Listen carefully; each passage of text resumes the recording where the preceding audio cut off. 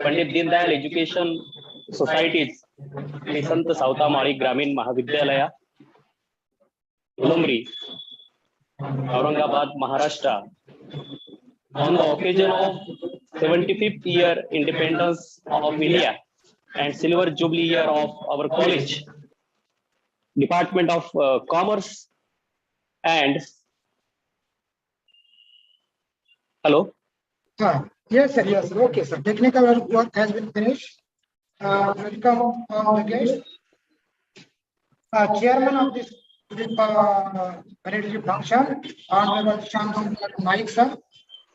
The Secretary of the Pandit Deendayal Upadhyaya Society. The Chief Guest, Professor Dr. Dhanashri Mahajan, Madam. Head of the Department of the Economics, Dr. Babasaheb Ambedkar, Marathwada University. The guest of the honor, Dr. Suresh, sir, Professor, School of Economics of Public Policy, University of Mumbai. I welcome all the guests. Heartily welcome on the behalf of the Department of Economics and Commerce of Sri Sant Sautamali Gramin Mahavidyalaya, Ulumri. The college has been working under the Education Society. Our chairman, the secretary, Shamsundar Naik sir, is the chairman of this function. On the occasion of the 75th year of the India's independence and the silver jubilee year of the college, we are going to organize this 2 days national conference. For the welcome of the guest of the valedictory function, I call my colleagues and the convener of this 2 days national conference, Dr. Mahesh Thorat, sir. Please, sir. Mahesh Thorat, sir. Thank you, sir.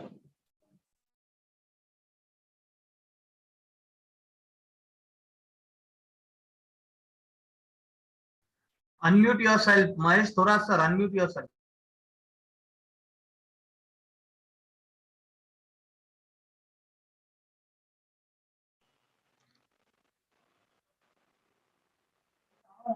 Hello.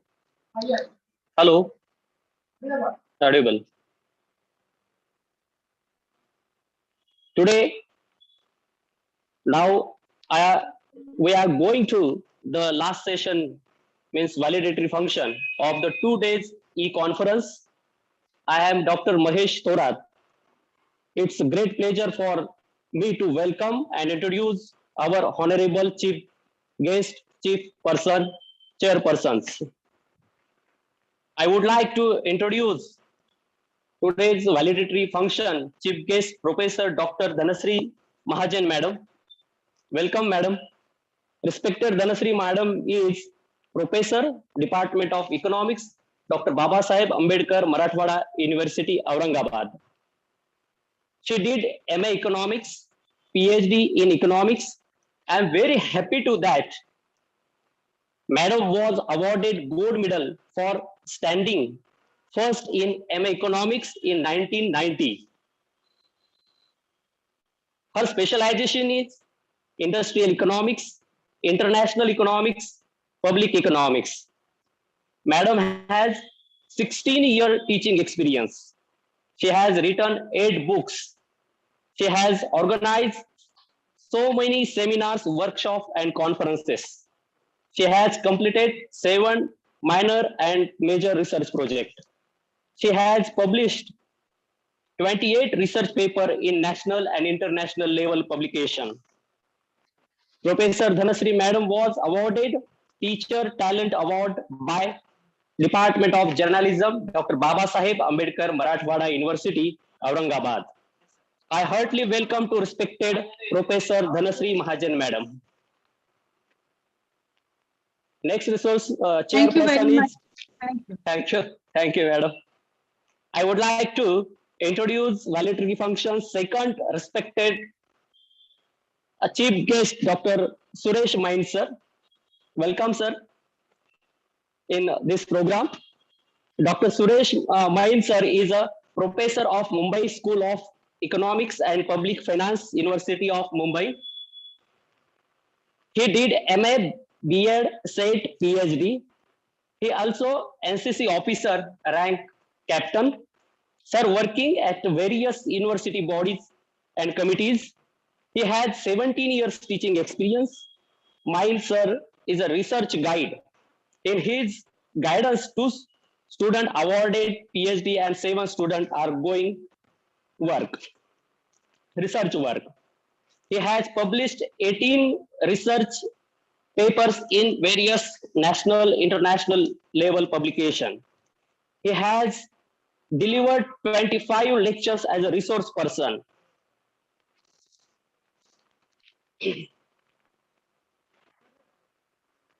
Dr. Suresh sir leading a major research project of 7 crores of Maharashtra government for establishment of water use society and strengthen farmer economic condition of Vidarbha region.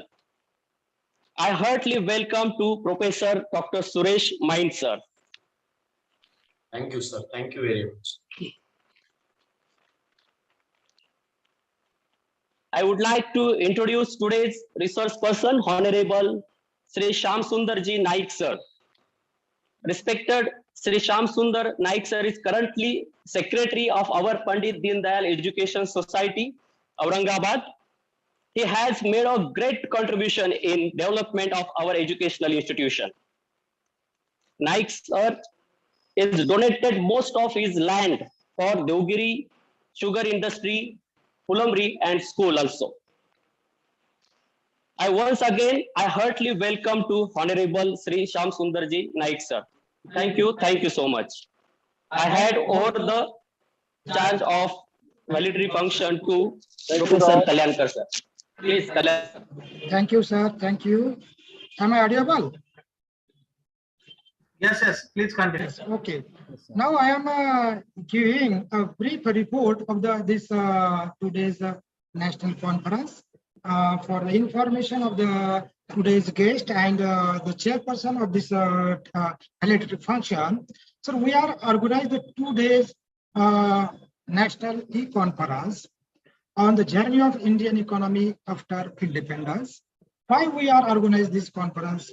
Because after the 75 years of the India, there is a need to think on that what is the progress of the Indian economy in the various sectors, and it is a very good chance to the researcher and writer to think and write on the progress of the various sector and the lacuna of the various sectors. So we try to organize this. Also, our college has completed, which is working under the Pandit Deendayal Upadhyaya Education Society, is 25 years. So this is the silver jubilee year of our college. So we are working under the Pandit Deendayal Upadhyaya Education Society. In this year, we are organizing various functions in this particular year. So this year has been celebrated Azadi Ka Amrit Mahotsav in whole over India. So we organize this. There are 130 registrations for this conference. Out of that, 70 participants have sent their papers. Means that its proportion is more than 50%. I briefly introduce about the inaugural function. We are inaugurated this conference on 25 May 2022 at the time 10 a.m. Professor Dr. Valmik Sarodi sir is the inaugurator. Keynote speaker is Professor Dr. Komariya JB from the Banaras Hindu University, and the chief guest is Dr. Professor Sunil Narwade sir, head of the department of the Dr. Babasaheb Ambedkar University, and the chairperson is Dr. Sajirao Thumri sir. After that, we organize a technical session from 2:30 to 3:40 p.m. means 2.5 hours. The resource person is Professor Dr. Anumita Agrawal madam from the PNG Government PG College, Nainital, Uttarakhand, and the chairperson is Professor Virendra Amonkar, the head of the department of the from Goa, Virendra Perna from Goa State. The session coordinator is Dr. Suresh Mahane sir. Today we have second technical session. In this technical session, paper presenter has present their paper. Resource person is Professor Dr. Syed Azruddin sir, the head of the Department of the Commerce, Dr. Babasaheb Ambedkar Marathwada University, and chairperson is Professor Principal Dr. S.S. Patil sir from Karnataka, and the session coordinator is Ubaid Mehman sir. Now, how this conference make a national, because the participants from Karnataka, Uttarakhand, Kerala, Assam, Gujarat, Punjab, Rajasthan are participated and presented their paper. They are calling me, give me a chance to present their paper. They are eagerly present their paper. They are waiting for their paper presentations. And also the participation of the Maharashtra is more, but all these states participants are involved. From the Jammu Kashmir, also in the early in the today morning session, from the Jammu Kashmir, the research student has presented his paper. From the various states of India, participants are participate in this conference. Also, we are trying to involve other state speakers, and we are combine this our state speaker. We are also use the expertise of the Dr. Babasaheb Ambedkar Marathwada University. Also, all the dignitaries have helped us. So this conference we are trying to make a national level. So this is the brief summary of the this 2 days national conference. Thank you for listening patiently. Now I call Dr. Professor Suresh Main sir. Now I am very happy to say here Dr. Shamsundar Naik sir is here, President and Secretary of the Pandit Deendayal Upadhyaya Education Society, and chairman of this valedictory function. Dr. Suresh Main sir is the product of Dr. Babasaheb Ambedkar Marathwada University. So, and also we are in the studied in the Department of Economics. So we are very proud of that. So I request Dr. Suresh Main sir, please please guide on the panel data analysis, convergence of India states with infrastructure and its challenges. Yes, sir. Thank you, sir. Thank you, Kalyankar, sir. All the dignitaries of this national conference. Chairman, Sir Shamsundar Naik, sir. Chairman of this, I think, your society, as well as the chairman of this session. Most my respected madam who directly teach me in the Department of Economics, Honorable Dhanashri Mahajan madam.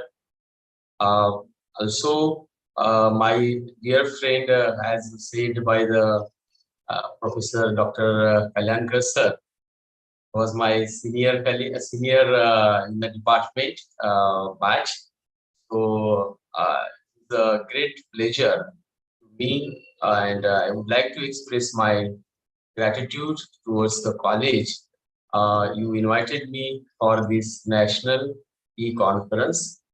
All the organizing committee, Department of Economics and Commerce, all the members of this committee, as I seen the principal of this college, S.R. Takle sir, then also the Thorat sir, Malegaonkar sir, all the teachers, colleagues of this college, your Santa Seva Mali Gramin Mahavidyalaya Fulamri, all the teaching staff, non-teaching staff who have supported directly and to this conference, all the eminent speakers and resource persons who participated and delivered their expert lectures during this national conference, all the teacher colleagues and dear students. This is my great privilege, and also would like to thanks once again to the organizer and to the college for the giving opportunity to talk with this very, I feel like essential theme, which was selected by the college and organizer I would also congratulate to the organizer committee for the selection of this kind of theme, which is a very important for the national development. So the theme which which is selected for this 2 days national e-conference, which is the journey of Indian economy after independence. And I feel that throughout the papers and discussions, many things or many aspects which I think has been discussed in this 2 days conference. I would also much congratulate to the college because after this, I think a pandemic situation, you taken efforts for the right cause and save the, I think, this kind of education and the academic year of the students. And this is actually, I feel that the opportunity which you in cash or created from that kind of crisis. Due to this technology and online things, I think you are able to conduct this kind of national conference, which is the really appreciable thing for the rural college, which I feel that the suppose is the Fulhamri College, and it's really I would personally appreciate all the organizing committee, my friend Dr. Kalyankar, all the team, principal sir, secretary sir, and you all. Now this is the, I think I don't know exactly how much time I have, but very briefly I would say, and I would also share my screen for the discussion of this novel theme, which is the, I feel, very important for the today's era. Will you respond me? It's visible my screen to you all? Yes, sir. Okay, Go ahead. thank you, sir. Thank you.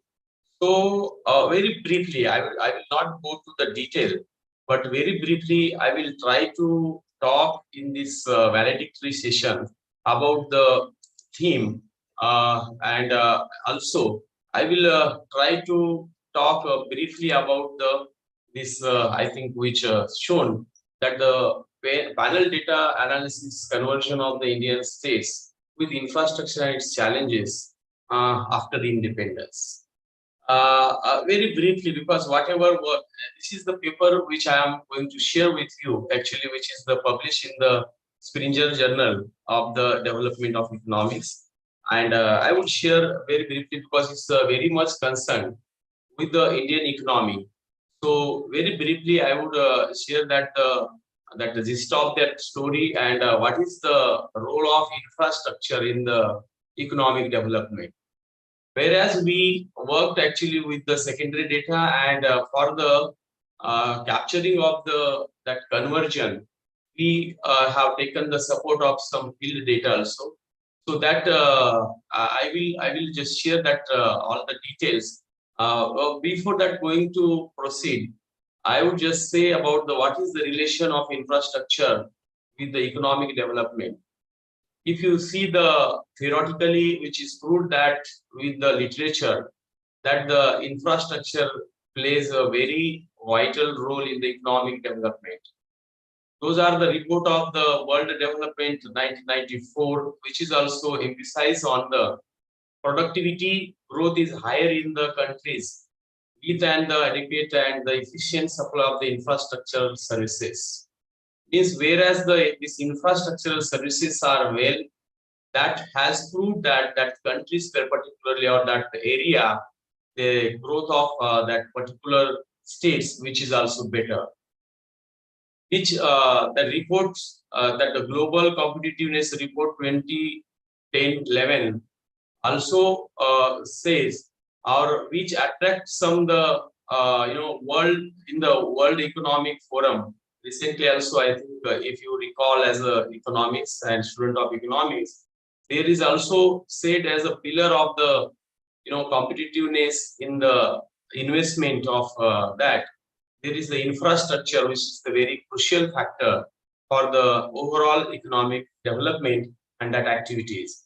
So when we are talking about the infrastructure, which is the very large concept, it has the multiple angles and multiple dimensions.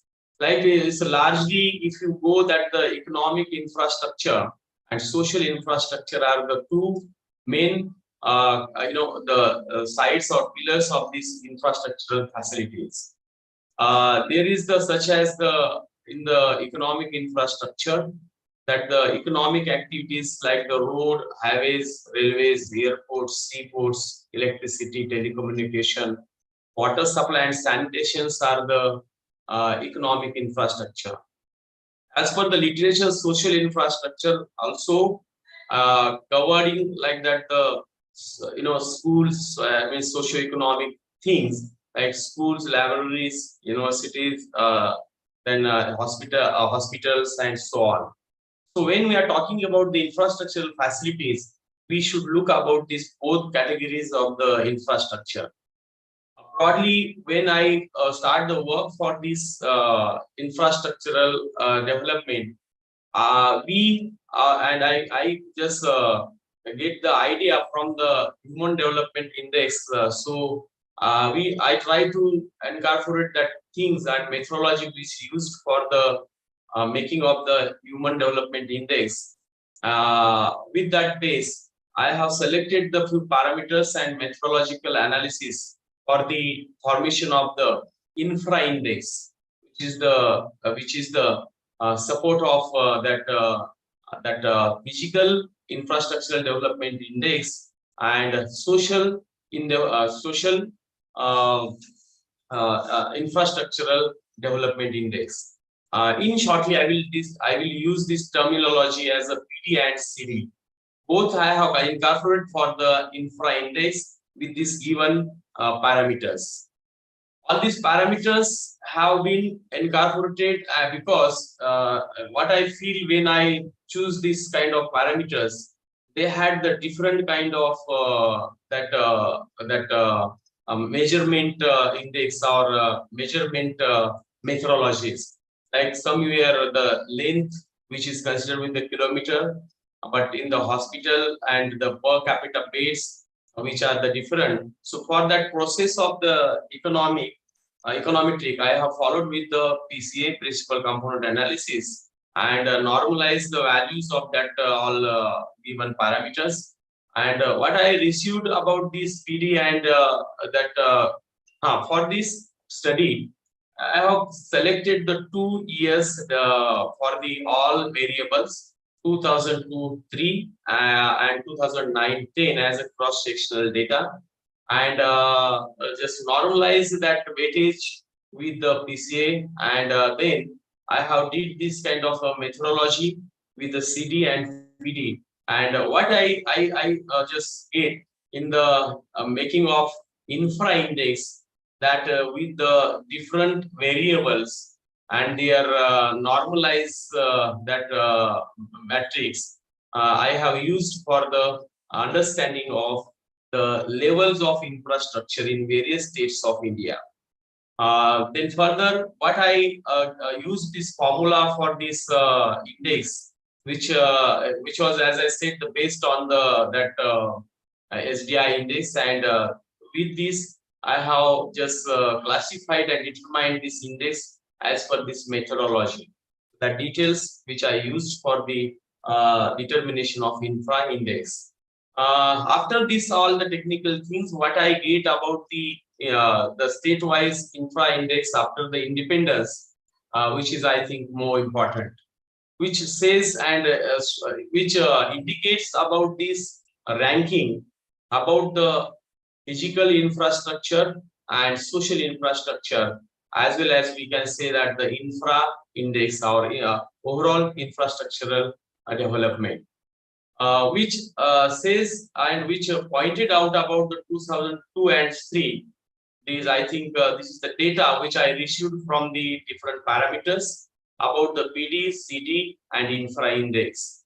Whereas the rank from this 2002-3, I'm going to talk directly about the graph, which is more, I think, suitable for the understanding of levels of the Indian infrastructure after independence in the respective states.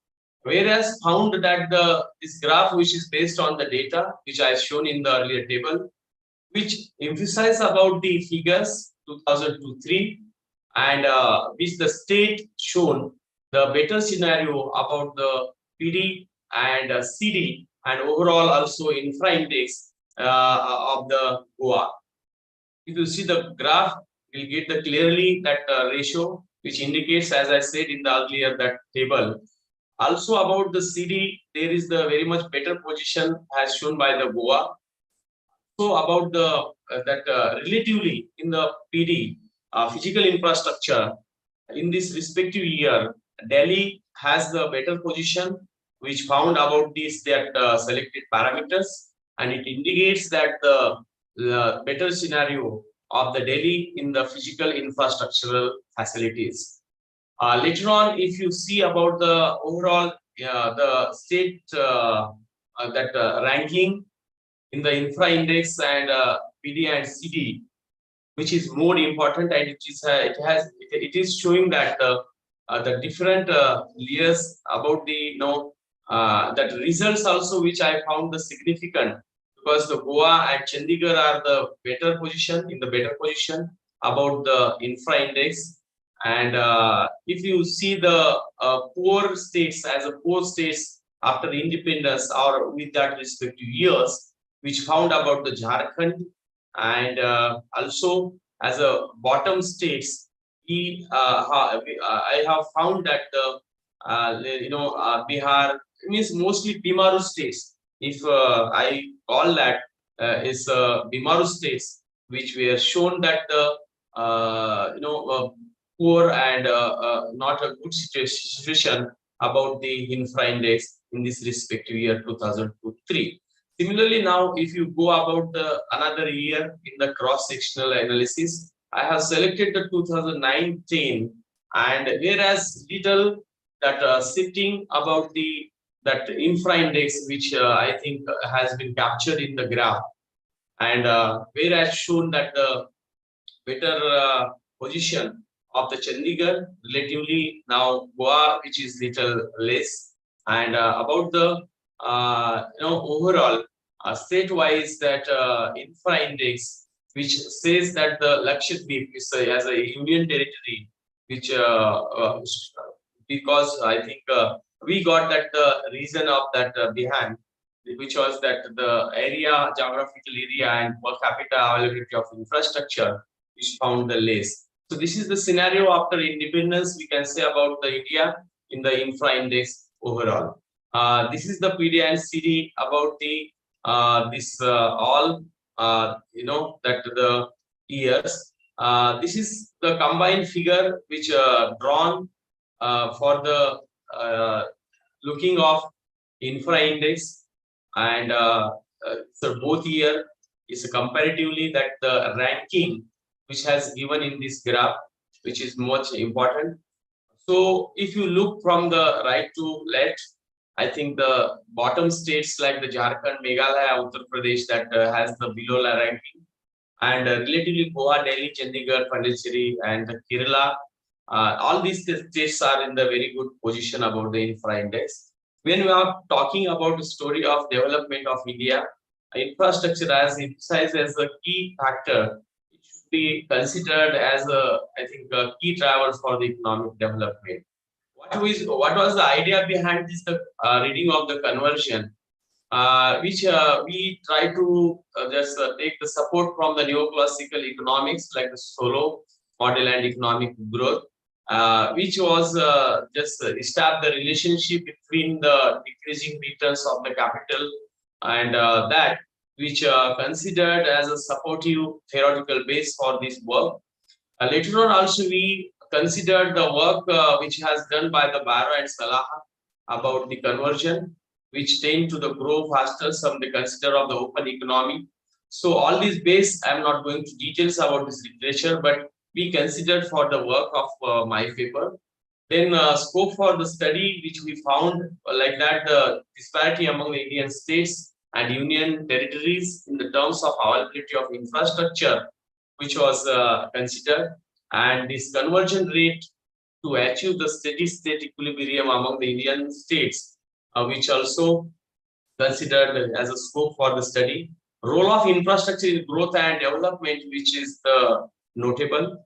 And for the objectives, we just considered the beta conversions for the Indian states and gone through this data support and used that the panel data model for the period of 1991 2011.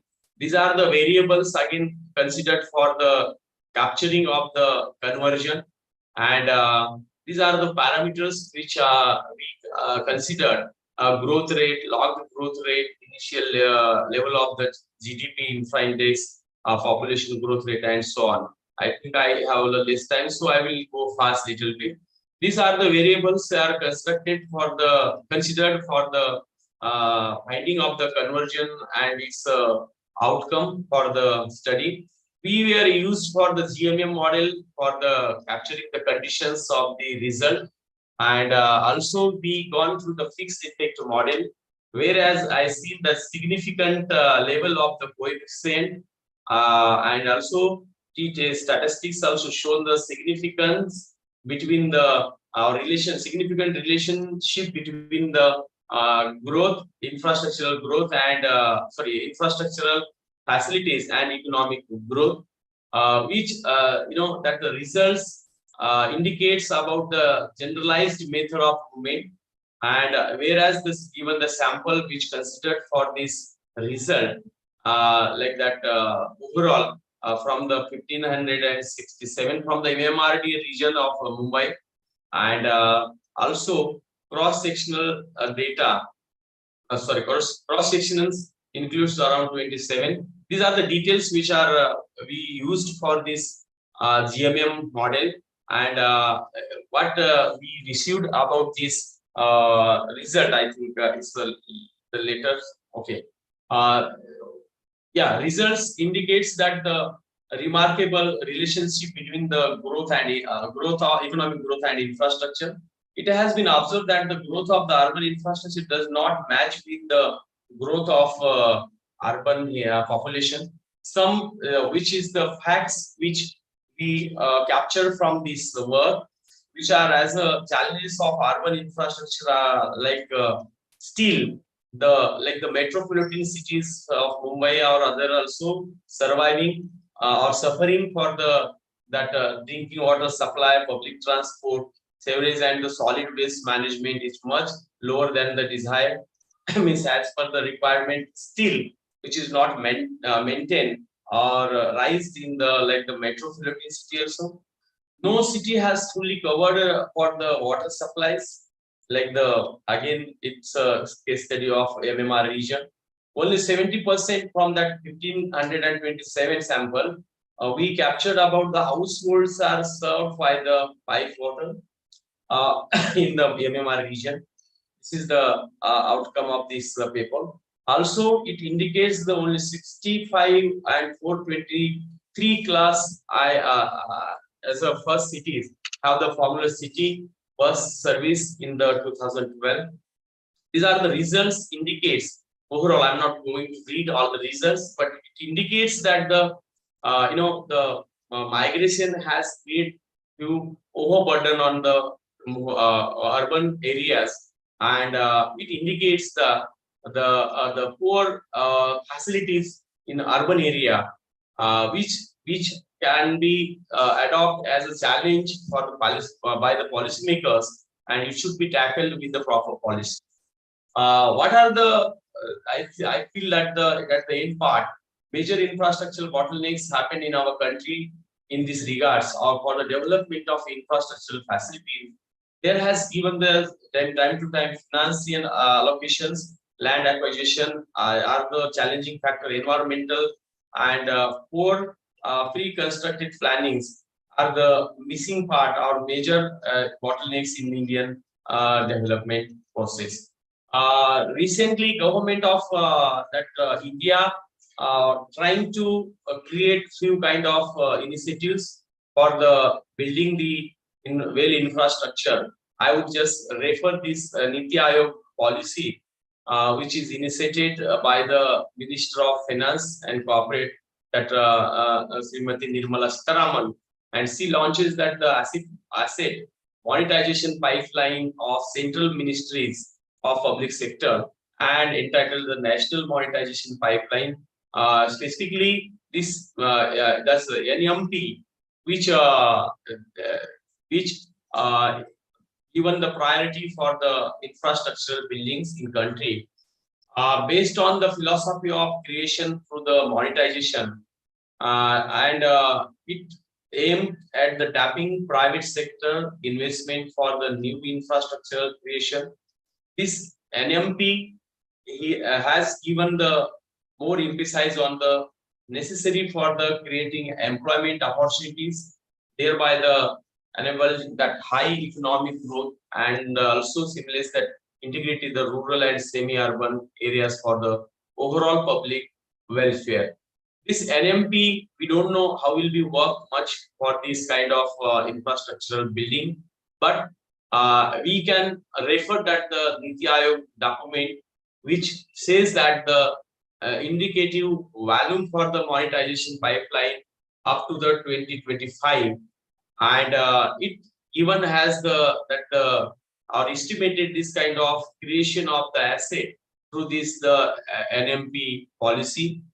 It is giving more. I'm not going to talk about the NMP and what is the details about that, but what is estimating the potential for the infrastructure through this NMP, which is more important, I think, as a students of economics.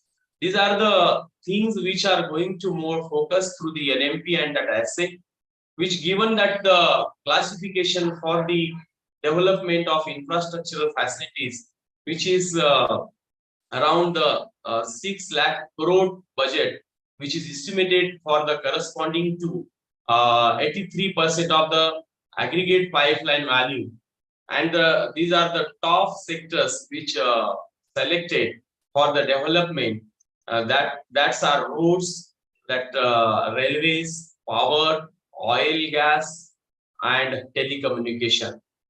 These are the sectors which has been selected for the infrastructural buildings and development through the NMP.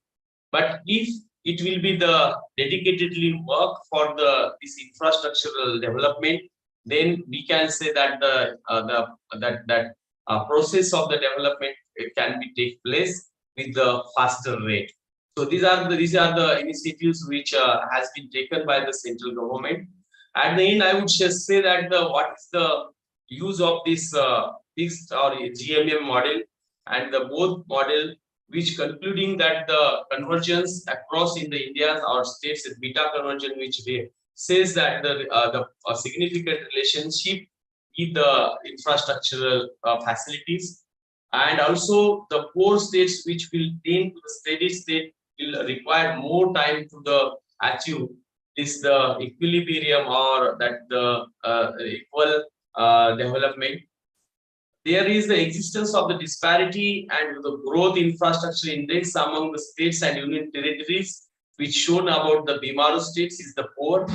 And also, if you go through the infrastructure and growth has positive relations through this the data support, I would just made that statement, and it can be enhanced the more employment and investment opportunities in the poor region through the initiative of infrastructural facilities. Thus, increase in the infrastructural investment can be boost to the growth rate and can help the attain steady state or for the process of development. As I seen the evidences and data, this is the as I think in the literature, which I have not captured here, but it says that suppose 1% of the amount will be invested in the infrastructure, it can be increased the 10 times the opportunities and infrastructural growth opportunities for the country. So with this, I just submit here the policymakers has the challenges for the improvement continuously in the infrastructural facilities, which suppose will be properly implemented and will be suppose given the proper inputs as academicians, I think it would be more fruitful for the policymakers. With this, I once again would like to congratulate all the participants who just listen me, and also I would just congratulate to the all paper presenter who presented their paper and given the contribution in the academic area. And I would like to just much express my gratitude towards my teacher, Professor Dhanashri Mahajan Madam.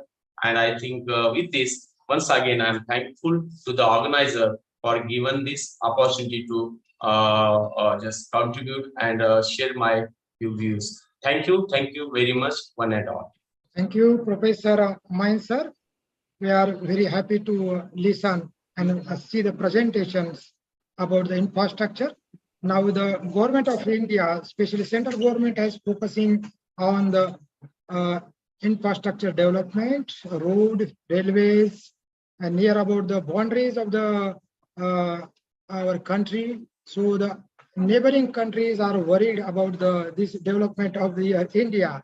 And you know that our infrastructure minister from the Maharashtra, Gadkari, and we know him not a Gadkari but a Roadkari. So our government, central government and state government also focusing. Thank you, sir, for your contributions, and you give your views and presentation on the, especially on the infrastructure. And this is a policy document which is help the government to make a policy. Now I call Honorable Dr. Dhanashri Mahajan Madam to guide participants. Dr. Dhanashri Mahajan, respected Dr. Dhanashri Mahajan Madam. Thank you, Dr. Kalyankar. Chairperson of this valedictory session of this e-conference on the journey of Indian economy, Honorable Shri Shamsundar Naik sir, guest of honor Professor Suresh Main, and principal of this college, Professor S.R. Takle sir, and of course Dr. Kalyankar and others who are involved in arranging all the facilities that are required for this e-conference. And that is a very great job, because you have to be on the toes always. So I congratulate at the outset. I congratulate Dr.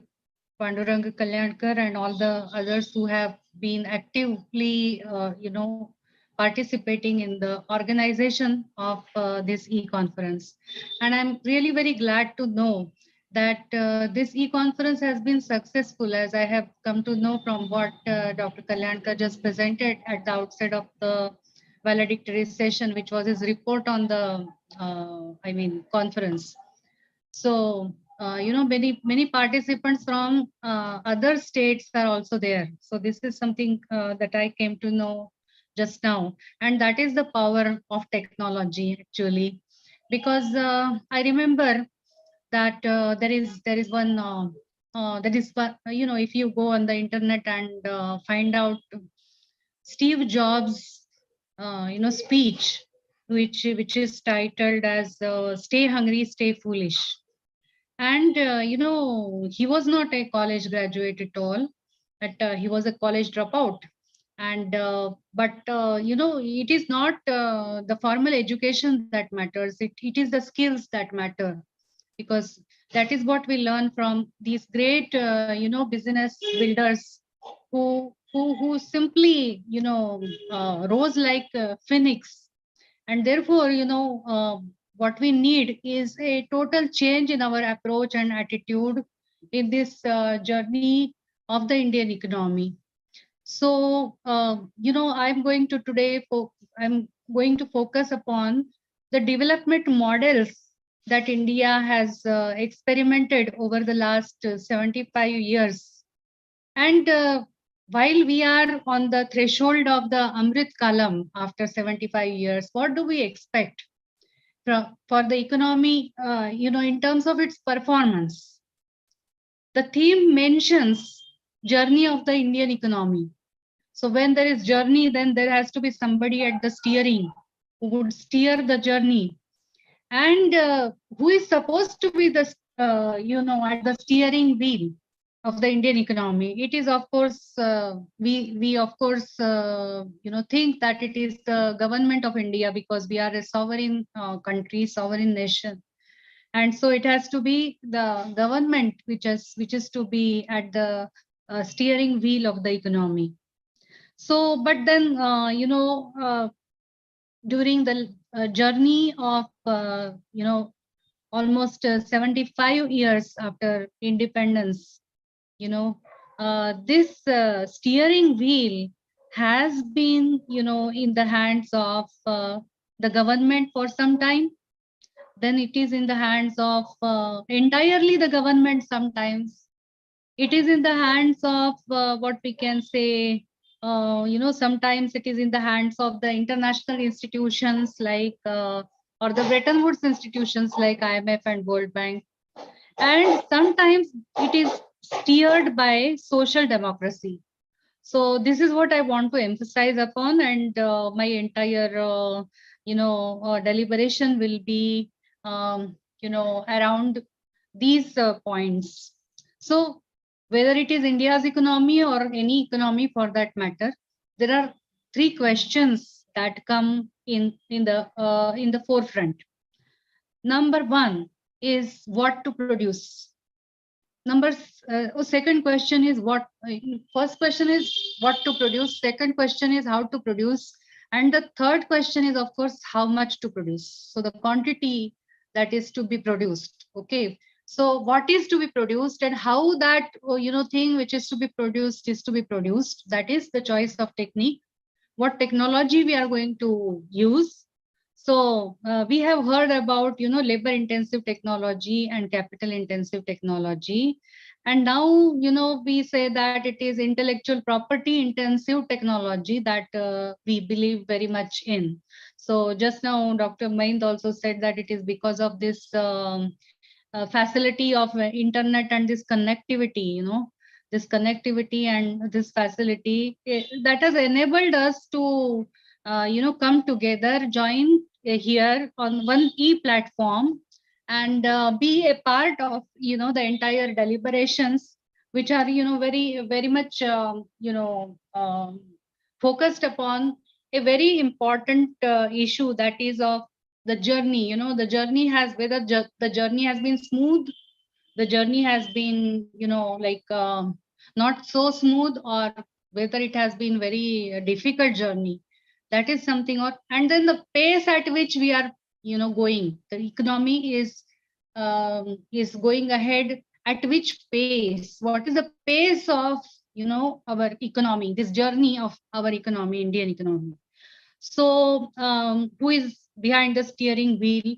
And of course, these three questions, I will again repeat those questions: what to produce, how to produce, and how much to produce.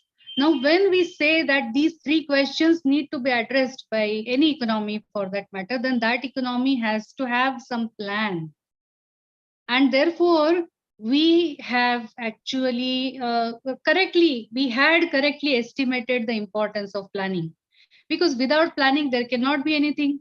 Even the e-conference cannot take place without planning.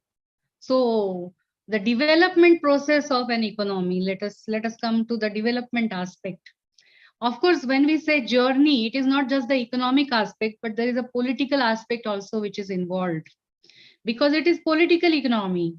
It is not, whatever decisions are taken by the government, those decisions are taken on the basis of whether the decision that is going to be made is, politically correct or not. So maybe in terms of economics, many things may not be correct, or many decisions that have been taken by the government may not be appropriate according to economic reasoning. But, what comes in a democracy is politically correct decisions, and therefore the focus needs to be, on this social democracy pattern which we have adopted from the European model. Actually, this was originally the European model, which we have adopted.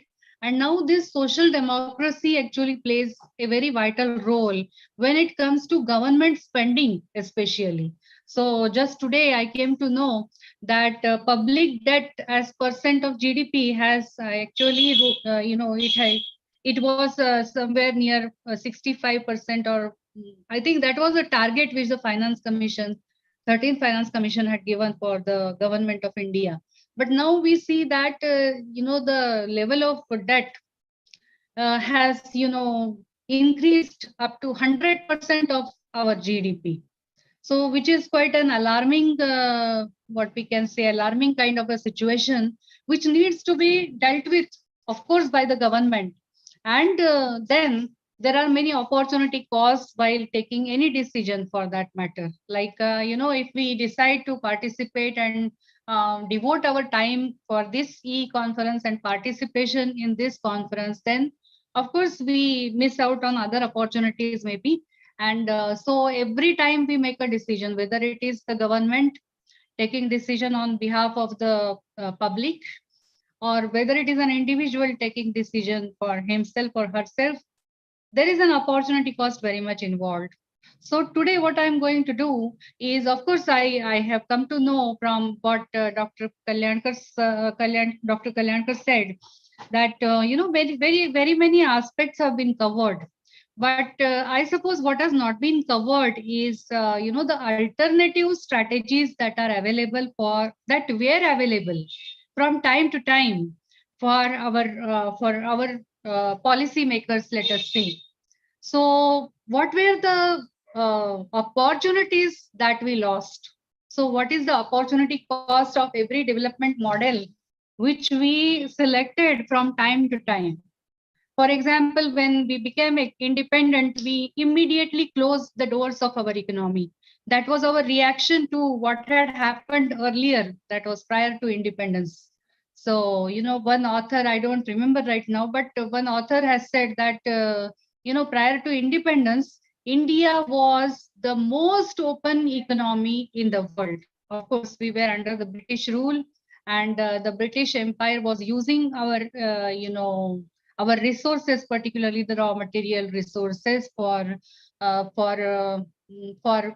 providing, what the industry and the industrial revolution required over there. And of course, they needed raw material, and they also needed a bazaar page, a market, which has been a very lucrative market. India has been a very important market, because this reminds me of what Keynes had said. Keynes had said, that in the process of, and before Keynes, there was Karl Marx and Engels, who in the Communist Manifesto have simply, you can search on the internet and find out what they have written in the Communist Manifesto. And what they have, it is not just what they have written, but it is a forecast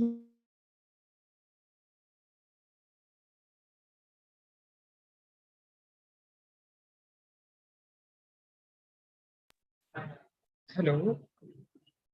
Sir, network issue from madam side. Okay. that there is a developed north and a underdeveloped south. That is how they talk. Whether it is Krugman or anybody else, they talk about this north-south divide. So in the north, you will see most of the countries that are, what we can say, economically developed countries. Now, what is economic development? That also we will have to decide, because the parameters on which we decide the level of development also needs to be discussed. So before going into that, I will just come back to this Communist Manifesto, where Karl Marx had predicted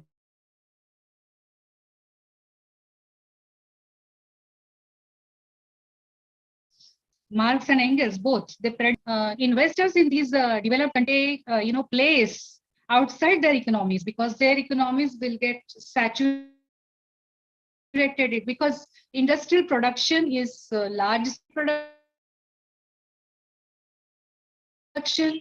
It is not like commodities. No, it is bulk production, and there is a point of saturation within the economy. The developed countries' economy gets saturated with the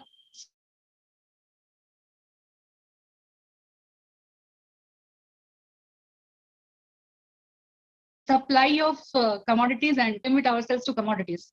So if at all you are manufacturing transistors, how many transistors or how many refrigerators you have. Okay. So even if you say that, okay, even if you say that it is okay that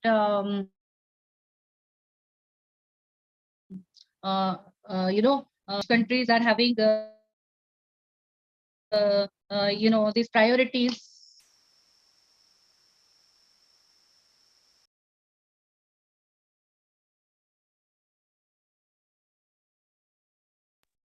Madam, Different priorities. So what we find is that the developed countries can have I different stop your priorities, video? Then the network will be supportive. and yeah, sure, you had stopped it. I don't, no problem. I have no problem. Stop my video. Okay. So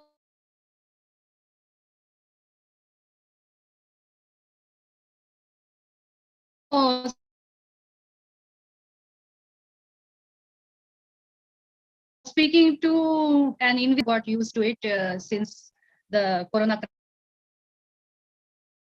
crisis.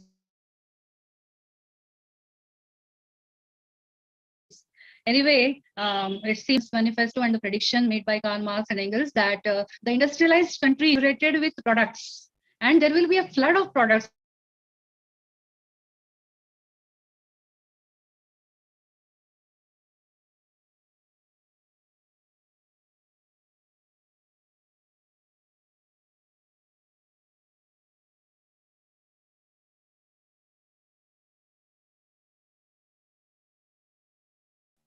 Hello. Yes, Hello? audible. Audible. Okay, thank you. So, the market gets saturated. The industrial countries, their market gets saturated, and it becomes a compulsion for them to go and search for new markets, right? For example, it is very much in stark contrast with what had happened in the 16th century when sailors from Europe came in search of new land. But why they came in search of new land was they were in search of wealth.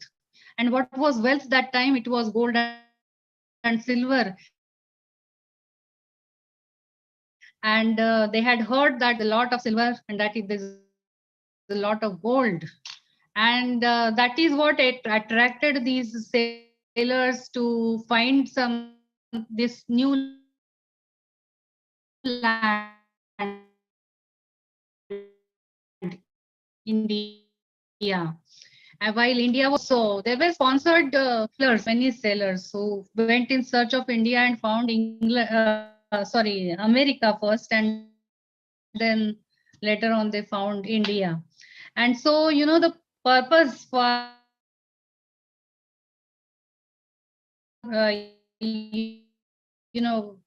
which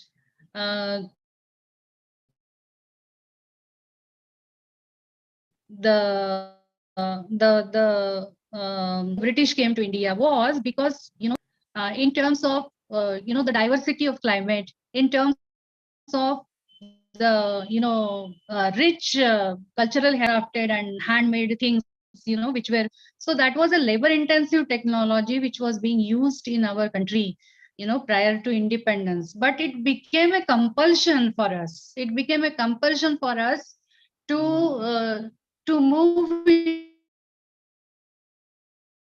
into what is called as our later on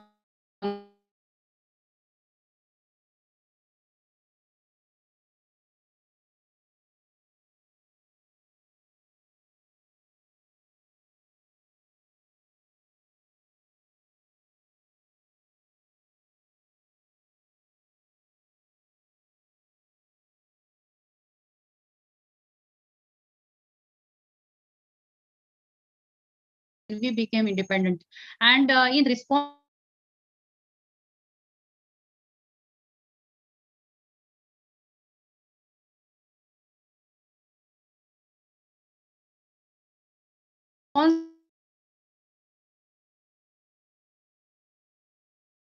to what had happened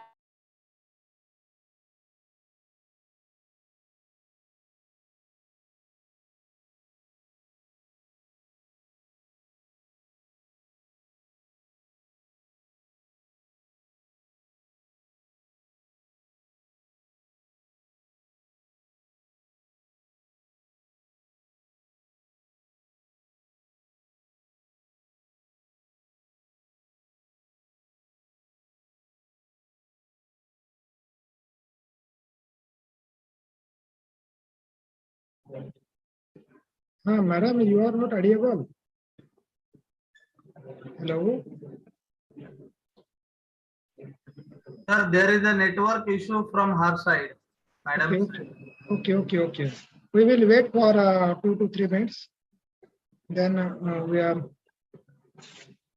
So we are organizing the 2 days national conference from the yesterday. Our Honorable Principal Dr. Sajrao, Dr. S.R. Takle sir also supporting us. The technical side of this session mostly has been handled by our madam has joined. Has been handled by the Dr. Sandeep Jagtap sir. He is the man of the sports. Hello. Sir, madam joined, but her mic is not showing. Okay. उनका mic चालू. Can we start our mic? No. We are not able to start. You just ring up her. Okay. Otherwise, we will proceed for next session. Okay. No, she joined from mobile. If I call her, she also disturb. Okay, that's why I'm not calling. Okay.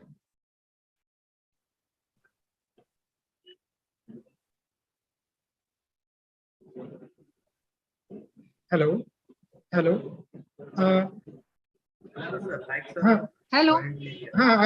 ऐकू येतोय का आवाज Yes, audible. आवाज ऐकू येते madam चालू करून. Okay. आवाज you are audible, madam. Inspector madam, you are audible.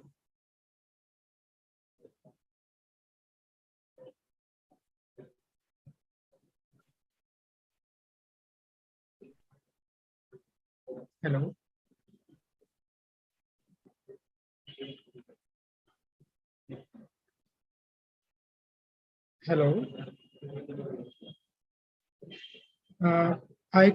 Yes, madam.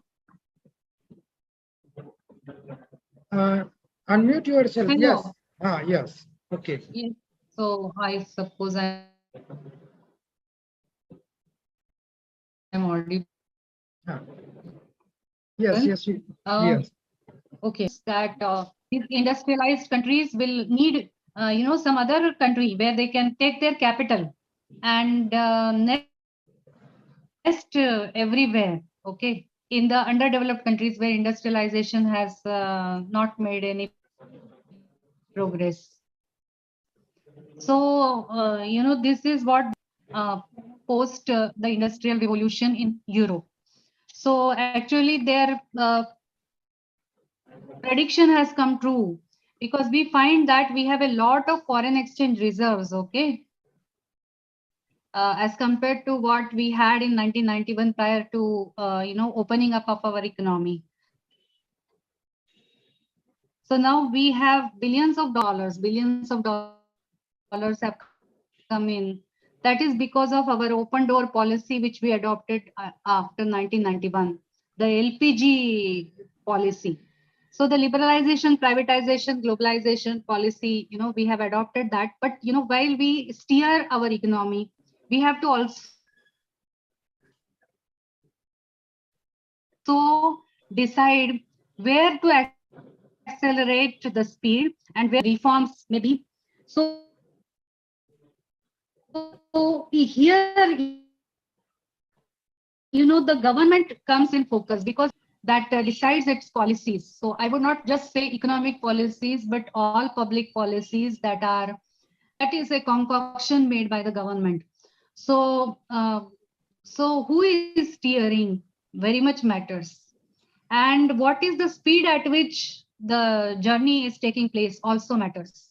And the opportunity cost that we pay from time to time while we choose the models for development also definitely matter.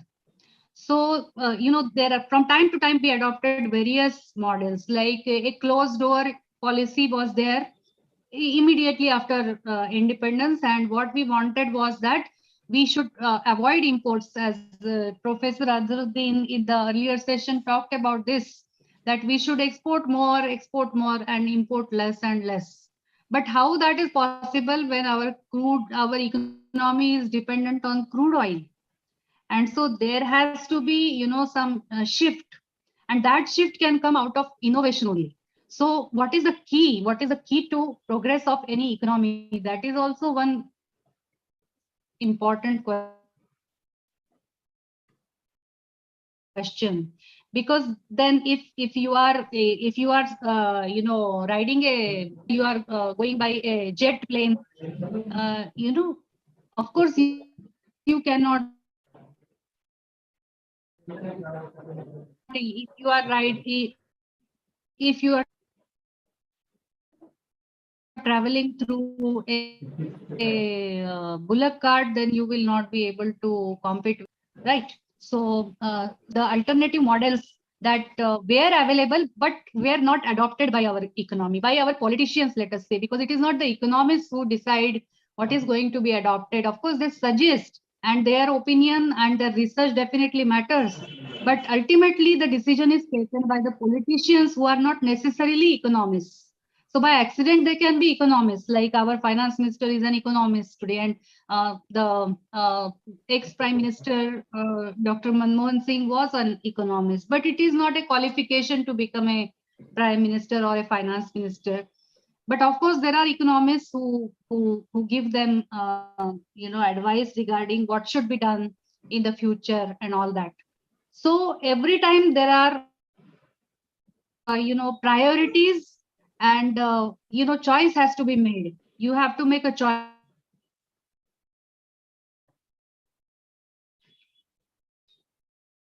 and when you make a choice, of course you comes with an opportunity cost. So what was the opportunity cost that we paid when we decided after independence to close the doors of our economy? Was that we depended on what was domestically produced. Like there was emphasis on import substitution. So even if the intermediate goods were not up to the mark, or did not comply with the quality that was required, performance got impacted as a result of this inward looking policy that we had. And despite this import substitution, our balance of payments, we always had a problem in the current account of balance of payments, and had to make adjustments in the capital account.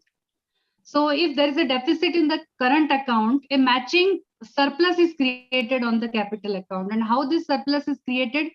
Now, when it is the balance of payments, which is an account of all the international economic transactions of a country with the rest of the world. So what are the implications? So when you don't have your own foreign exchange reserves at the disposal of the central bank, which is supposed to be holding the reserves, then what remains is, you can ask for a loan to the IMF or any lending agency for that matter, or any other central bank or any other country. So that is the option that you have in front of you. But if you look into the trends after independence, India got a lot of foreign aid, and it was not foreign, what we can say, loan. It was not debt. It was not foreign debt. It was foreign aid which was coming in, and so there was no liability out of that foreign aid. But nowadays, particularly after 1990s, 1991, as the WTO decided that India or India's economy should not be considered as a developing economy because they are a fast growing economy, and therefore this status of underdeveloped economy has been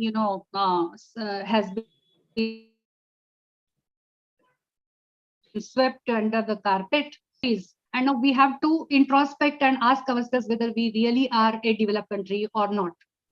Now, if we want to, so we are fighting on two planes. One plane is that of competing with the developed countries, while we have so many domestic challenges, like our eye is very wide and says that this employment, whatever employment is available in our country, it is only maintaining the poverty in the country. So people don't get a chance to lead a life of dignity, because without sufficient money, you cannot lead a life of dignity. So what were the problems initially? We have changed the track absolutely in the journey of the Indian economy. So we were on the track of an inward-looking economy, where we did not want multinational corporations to come in, where we did not want any foreign investors to come in, and so ours was a inward-looking economy. And so that was the choice that we made that time. But there was another choice, which was to plan the development of the economy. So, but this planning in India was different from, though it was based on the Soviet model of planning, still it was very much different from the Soviet model of planning, because we adopted the European style social democracy in India. And there are many liabilities that come along with this social democracy. So, what are these liabilities, because we have a democracy and we have a multi-party system here. So there are so many parties, some national parties are there, some regional parties are there, and they stand for certain causes. So this polity also, we need to understand what is the nature of polity here in India. So we cannot compare ourselves with China anytime, because in China, they dictate, the government will dictate, there is only one party. So there is a country where there is only one party. Of course, that party will be in power. That is China. That is the case of China. Then there are countries like Britain and then the United States of America, where they have two parties. So two-party democracy they have, the different model they have, but we have a multi-party democracy, and every political party is a power seeker. Of course, that is their first goal. And therefore, what happens in social democracy, is that the government has to spend more and more. There is a law which was propounded by Adolf Wagner, German economist, and he said that you will always find that there is a rising trend in government expenditure or public expenditure made by government. And of course, whether it is a democracy or it is not a democracy, whether it's a democratic country or a non-democratic country, the government has to increase the expenditure on public goods, because these goods are demanded. Just now Professor, Professor आता हे बोलतो Naik साहेबानंतर hello. Yes, sorry. Hello. Yes. So I was saying just now, Professor Mind, he made his presentation on infrastructure, which is, really very important. But now with infrastructure, there is a new concept that has come up, which is soft infrastructure, which also needs to be developed. And this soft infrastructure is linked with skills.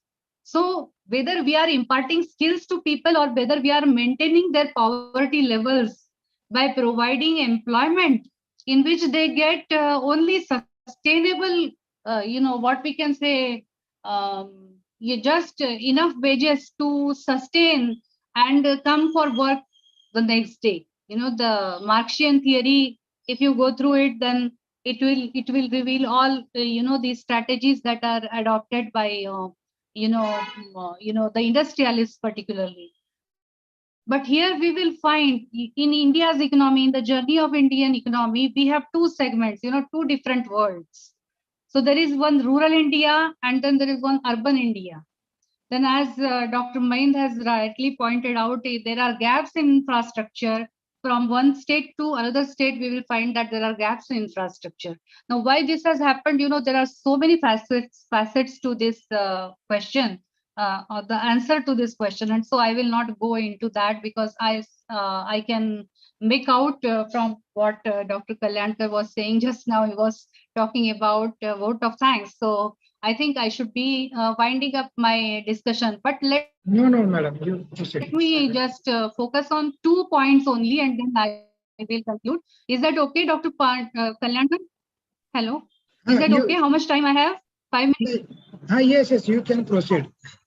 Just I am talking about. Okay, I think, yeah, because the valedictory session, is the most difficult session for the guests. No. So Yeah, we have too much because time. everybody is in a mood to say goodbye. No. So before that, I want to just invite your attention to the fact that we have to be aware of what were the problems of the Indian economy when we became independent and what are the problems today. So after 75 or more than 70 years of independence, whether there is any change in the main problems of the Indian economy. So if you refer to some edition on Indian economy, any book on Indian economy, an edition that was printed in say 1960s and 70s, then that edition of Indian economy, a book on Indian economy, will focus on these problems. What are the problems like, the inequality, problem of inequality, the problem of poverty, and the problem of lack of capital and, lot of population which cannot be managed. So these were the 4 problems that were, so I will repeat once again, lack of capital, number 1. No, I will not repeat, but I will just tell you what are the problems today. Today, lack of capital is not at all a problem because we are getting capital from foreign sources. Of course, we cannot rely on the foreign sources as well. That is because, the foreign sources, they are not reliable. You can see that from the East Asian crisis, which happened in 1997. But thanks to our policies, because we decided that we will move on, with the journey of Indian economy as if we are riding that meter gauge train instead of a broad gauge train. So we were riding on a meter gauge train towards on the path of globalization. So we had a very cautious approach.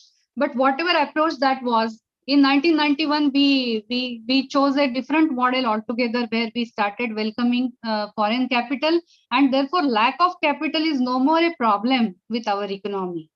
What about inequality? The Gini index is a very nice tool for finding out what is the difference between the highest income earners and people who are on the lowest rungs of the economy. So we find that the problem of inequality persists. And what about poverty? The problem of poverty also persists. But there was one problem which was not identified in the 1960s by the authors of the books on Indian economy. And that problem was that of opportunity. How many people in our country get the opportunity to make progress? So just like, we all the time, there is a rich literature on poverty. So we have been always talking about poverty and the poverty line and how to define it, and how many people have, risen above the poverty line, how many are below the poverty line. But I think what is more important is the opportunity line. And we need to see, that is our policy makers need to see how we can bring people above the opportunity line first. And once they reach above the opportunity line, that is like this fluency in English, that is actually something which contributes partially, not in toto, but partially it contributes to your being above the opportunity line. So whether you like it or you don't like it, but it is a fact that there are very few people who know English in our country. And if that is, a language which provides us with opportunities, then why not learn that? It can be treated as a skill rather than a language, because we are able to communicate with other people and with the developed world, and then seek opportunities from there and rise above opportunity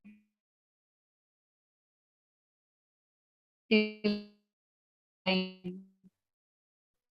And once our people reach above the opportunity line, we will definitely reach above the poverty line also. Saying that we are going to eradicate poverty, that is note, I say thanks to the management of the college, thanks to Dr. Kalyankar, and of course, thanks to this college, Sant Sautamari Gramin Mahavidyalaya Kulamri.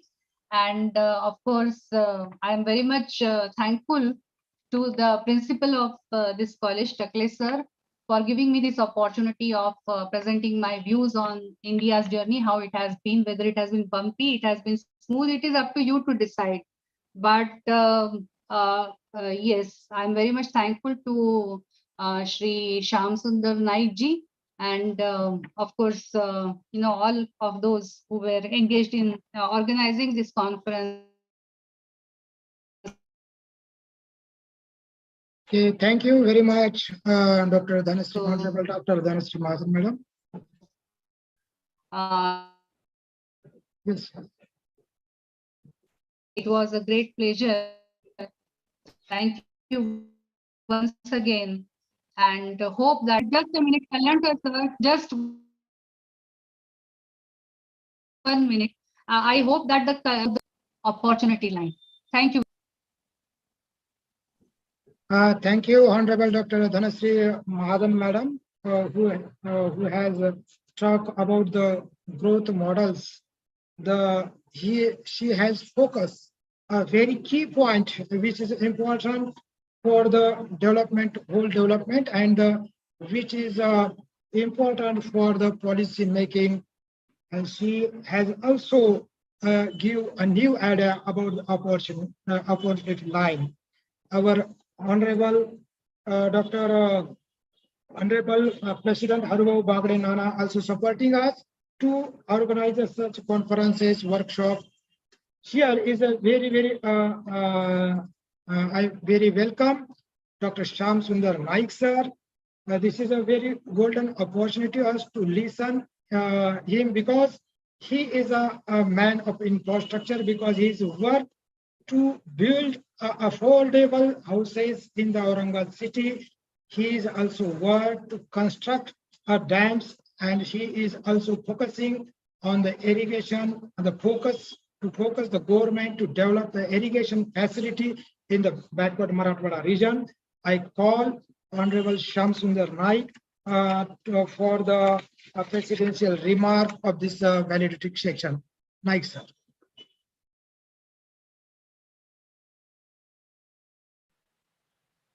Hello. Yes, audible. I'm very pleased to note that Sant Sautamari Vidyalaya have a special session on the development of the nation. For the 75 years we have passed our independence, and the history is also like that. Once upon a time, our nation was called as a Sone ki Chidiya. On those days, about 2000 years back, we had relations with all these nations, and we are having a 31% of exports, and we are getting gold from those countries on the Silk Route from China to Japan. Those were the 32 nations. And then when they started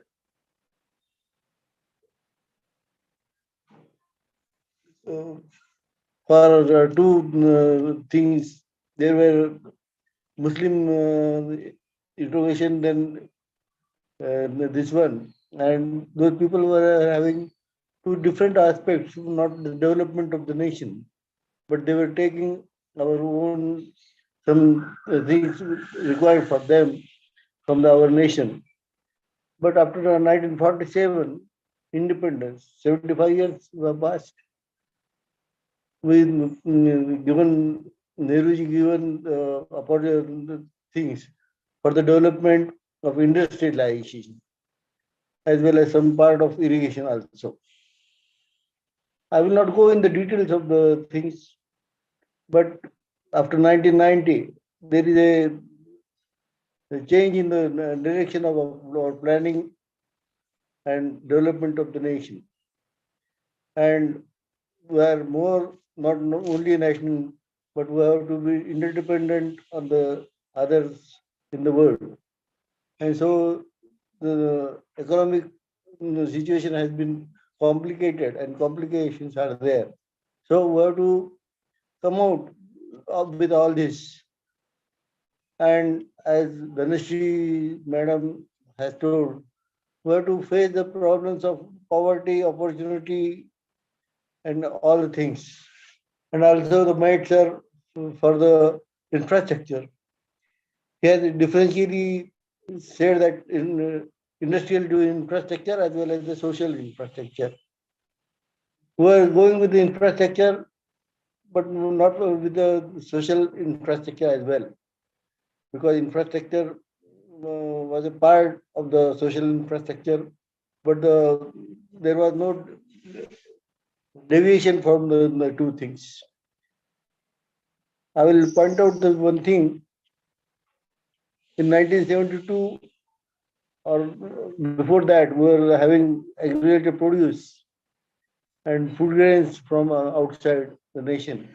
So after 72, we had a lot of changes in that, and we had progress like this, and we were able to export the agricultural produce nowadays, like sugar, that wheat,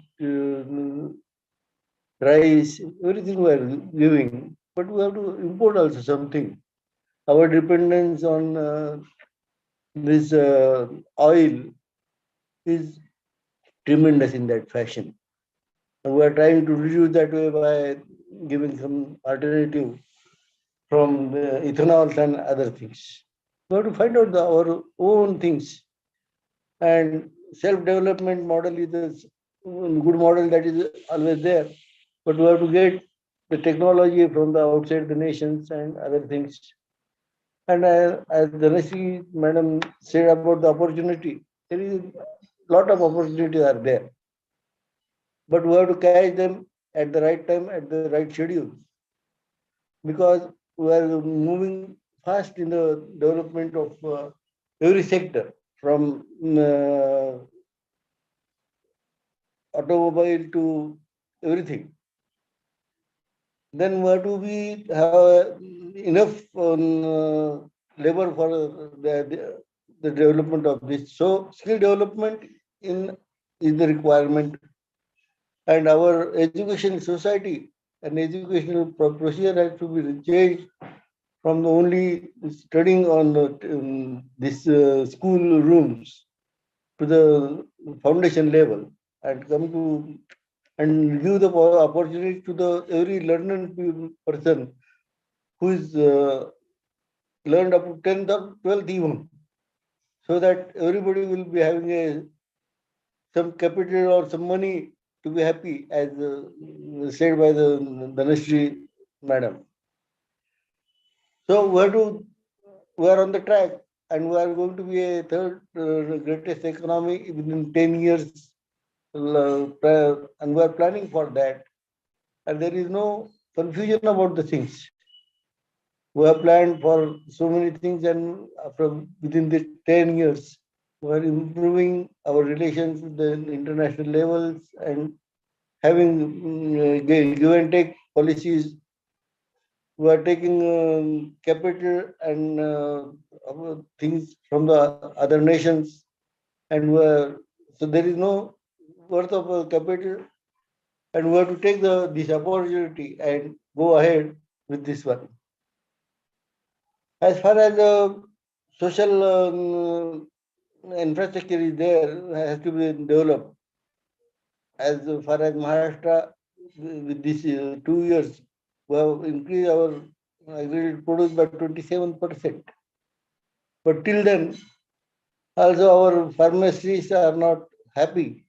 There are some missings and they are suiciding for themselves with the improvement also. These suicidal cases are coming from lower level to higher level. Even in sugar canes and grapes and other communities that are coming up. So we have to face these all problems. This year, my last year, we have been in communication with the railways for the farthest up to Calcutta, and our produce was going very easily. So we have to face our problems and give the solutions to each other. So self-sufficient and self-India, self-development India and greater India is our aim, and we'll achieve this with our all people knowing and the economy and other things. Thanking you for having this opportunity to be with us. Thank you. Thank you, sir, for your concluding remark about this 2 days national conference, the journey of Indian economy after independence. Sir has given a very time to our society and college for the building of the infrastructure and organization of the various activity. Thank you for your presidential remark. We have technical support from the expert computer institutes. Also, we have a technical man of Sandeep Jagtap, sir. This conference convener Dr. Mahesh Thorat sir and Malegaonkar sir.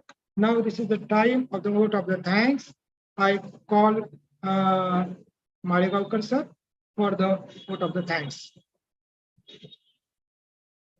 Malegaonkar sir, please.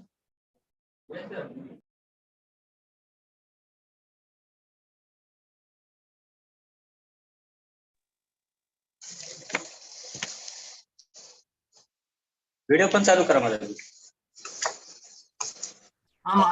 Sir, continue. We can. Yes, sir. Yes, sir. Good afternoon to all participants, dignitaries, chief guests of this last and valedictory function of this conference. Today we have gathered here for the National E-Conference on the journey of the Indian economy after independence on the 25th and 26th of May of 2022. On the occasion of 75th year of independence of India and the silver jubilee year of our college, the Department of Economics and Commerce has jointly organized this conference. For this conference today at the valedictory function, we have with us the chief guest, Professor Dr. Dhanashri Mahajan, Madam, Professor at Department of Economics, Dr. Babasaheb Ambedkar, Marathwada University, Aurangabad, Maharashtra State. I thanks herself from the bottom of my heart for giving an valuable speech, sharing his valuable thoughts, sharing the knowledge on the different aspects of the economy, and also guided the participant, motivated the researchers. So that's why I thanks Madam Dhanashri Mahajan, Madam. Thank you very much, Madam. Then the guest of honor, Professor Dr. Suresh sir, was the guest of honor for this valedictory function. He has also guided us and shared his valuable thoughts with us. He also guided on the economy, spoke for the economy. I also very much thankful to him. Then we have with us Chairperson for this session, Honorable Shamsundar Naik sir. Secretary of Pandit Deendayal Upadhyaya Education Society.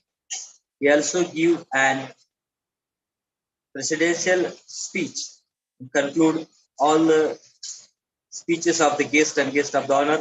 I am very much thankful to him also. Thank you very much, Dr. Shamsundar, Sri Shamsundar Naik sir. Thanks thanks to each and every participant who have taken active participation in the successful organization of this conference.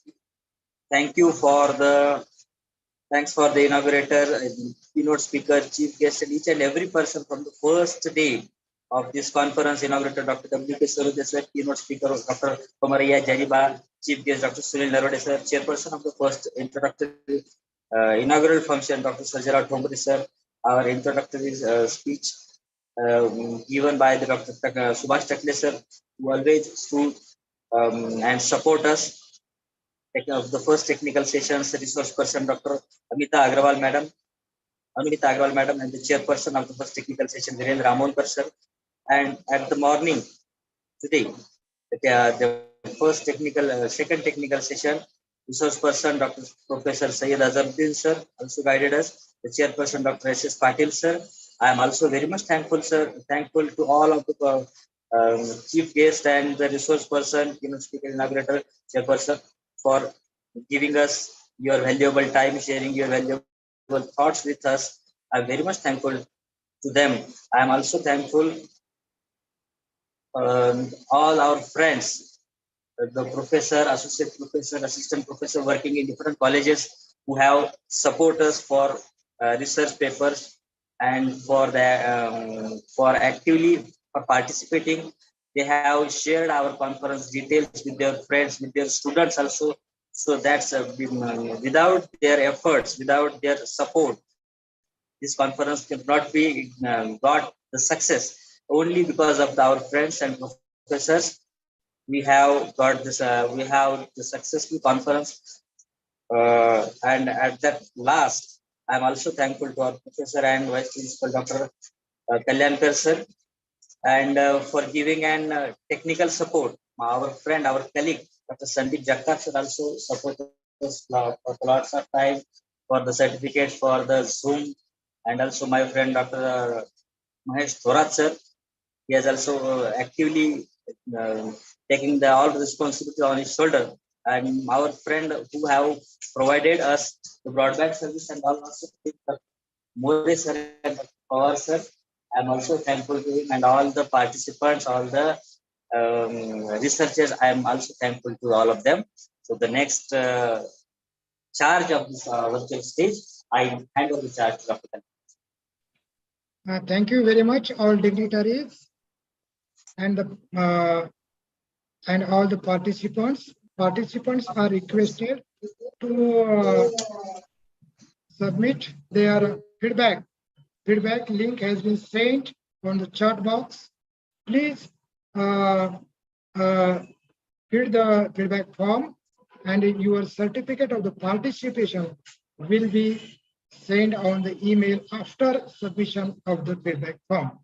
Also, the link of the feedback form will be shared on the WhatsApp group which are prepared for this today's national conference.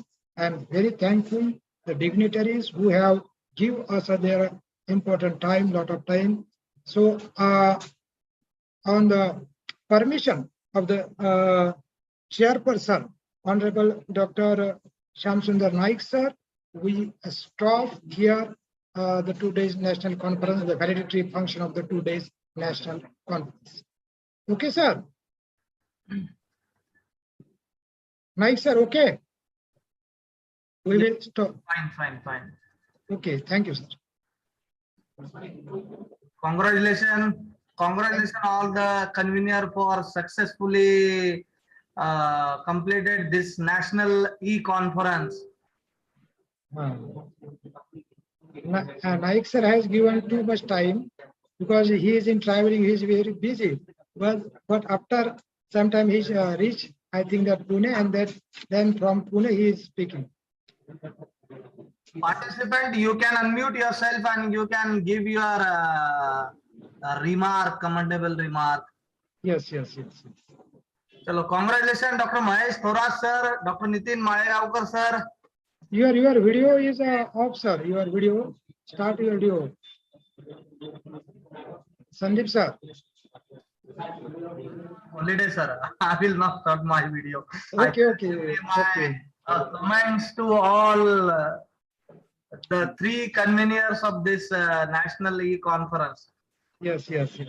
Because of your efforts of three persons, the each and every corner of India, every part of India, from till to Jammu Kashmir to Kanyakumari and from Kutch Bhuj to Leh Ladakh and West Bengal, all participants are there. So congratulations for your big success.